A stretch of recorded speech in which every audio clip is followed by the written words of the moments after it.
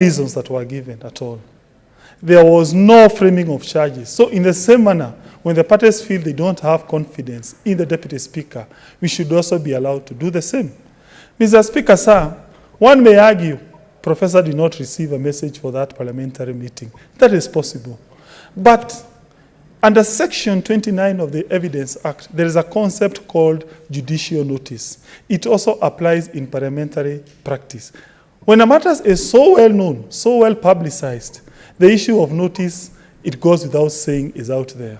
This is a matter that was highly publicized by the media, and therefore it is a fact that everyone knew there was a meeting on Monday, on 11th May 2020. For whatever reason, Professor failed to attend that meeting, and therefore the party lost confidence in him. Mr. Speaker, sir, importance of parliamentary group meetings in this country cannot be belabored. Reason being, Mr. Speaker, sir, parliamentary groups have effect of constituting governments or even toppling governments, Mr. Speaker, sir. Whereas I agree Kenya is a presidential system, is not a parliamentary system like the UK and Canada and other Commonwealth jurisdictions, we often draw lessons from Commonwealth countries. Mr. Speaker, sir, I bring to your attention to South Africa, where a parliamentary group meeting recalled President Thabo Mbeki. Mr. Speaker, sir, Theresa May was kicked out of government by a parliamentary group meeting. Mr. Speaker, sir, President Trump, who is the president of a country within a presidential system, was saved in an impeachment entity in a military process by a parliamentary group meeting. So therefore, when parliamentarians are meeting as political parties, what we have there is what we call sovereignty. Look at Article 1 of the Constitution. It says people can exercise sovereignty, they themselves or through their elected representative. And therefore, the meeting that was at State House was so crucial to this party. And when Professor failed to attend, the party was not happy.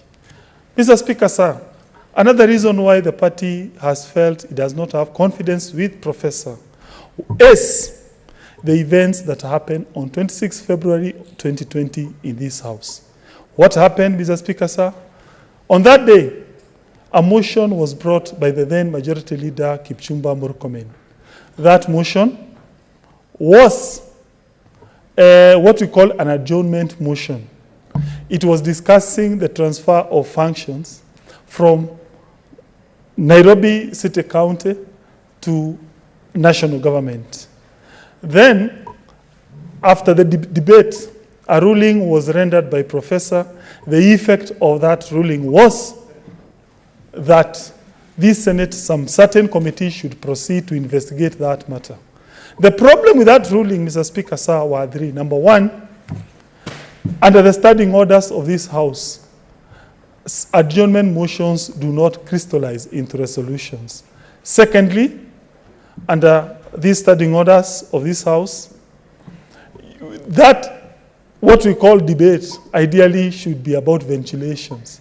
So, in fact, the minority leader the following day raised a point of order, and the substantive speaker vacated that ruling.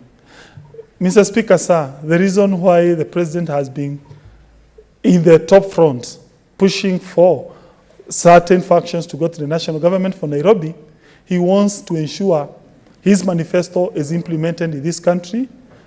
He wants. What's your point of order, Senator Sakaja? Thank you very much, Mr. Speaker. Mr. Speaker, the majority whip, beyond trying to go around